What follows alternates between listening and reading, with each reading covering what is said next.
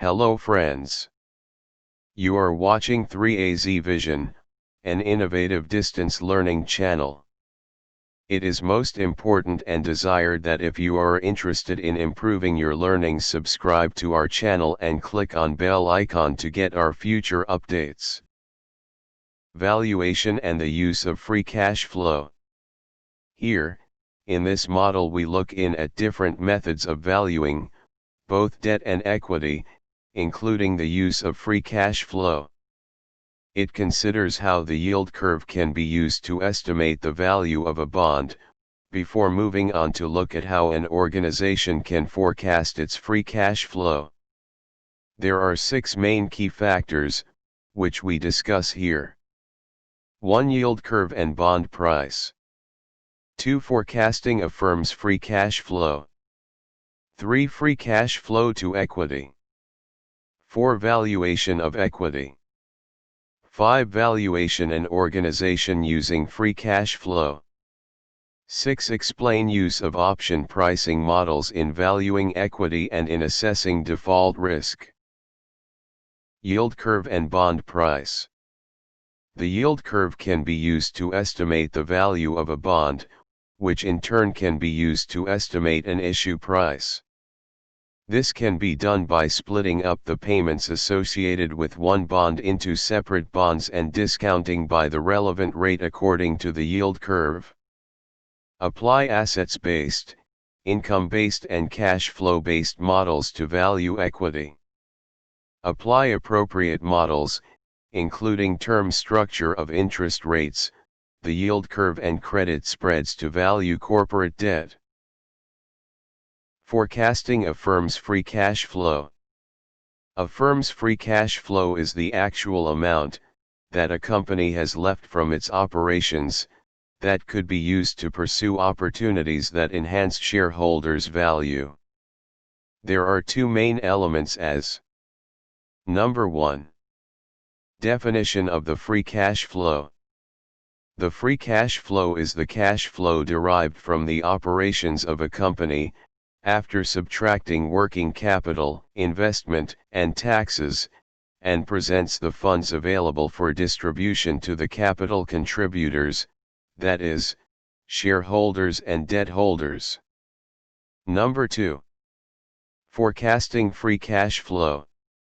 Free cash flow can be forecast in similar ways to such other items as expenses, sales, and capital expenditures.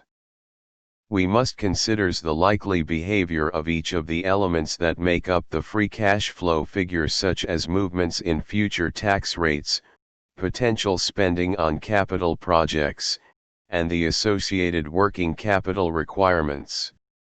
There are 2 main approaches we use here. 1. Constant growth rates.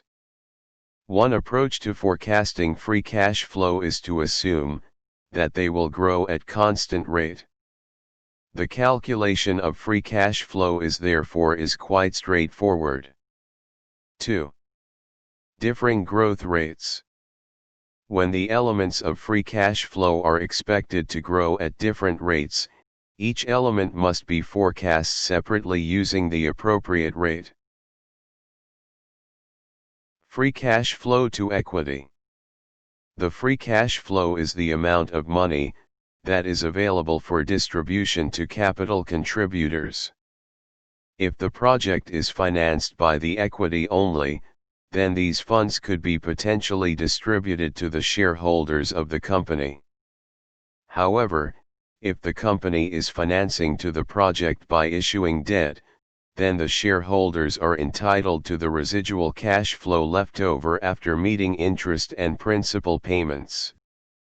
There are 2 main methods of calculating free cash flow to equity. 1. Direct method of calculation. 2. Indirect method of calculation. Valuations of equity.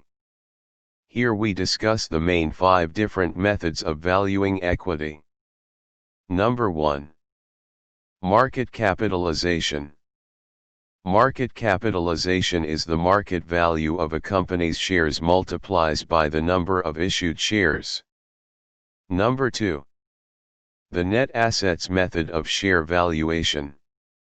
In this method, the value of a share in a particular class is equal to net tangible assets divided by the number of shares. Intangible assets should be excluded, unless they have a market value, which could be sold. Number 3. The price-earning ratio method of valuation.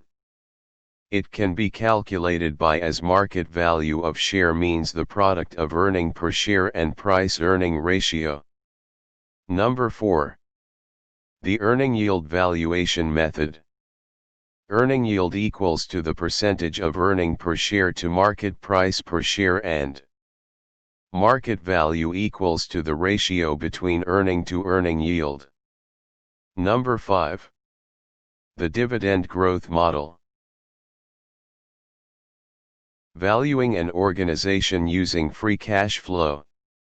In free cash flow valuation, intrinsic value of a company equals the present value of its free cash flow, the net cash flow left over for distribution to stockholders and debt holders in each period. There are 3 valuation methods we discuss here. Number 1. Valuation using free cash flow. Number 2. Terminal values and company valuation. Terminal value determines a company's value into perpetuity beyond a set forecast period, usually 5 years. Analysts use the discounted cash flow model to calculate the total value of a business. Discounted cash flow has 2 major components: the forecast period and terminal value. Number 3. Organizational valuation using free cash flow to equity. Free cash flow to equity is the amount of cash a business generates that is available to be potentially distributed to shareholders.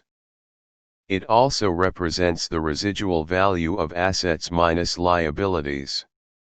By rearranging the original accounting equation, we get stockholders' equity equals to assets less liabilities.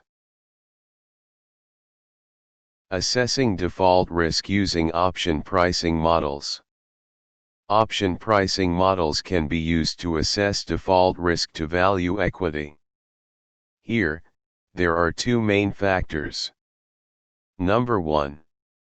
Option and default probability. Number 2. Valuing equity.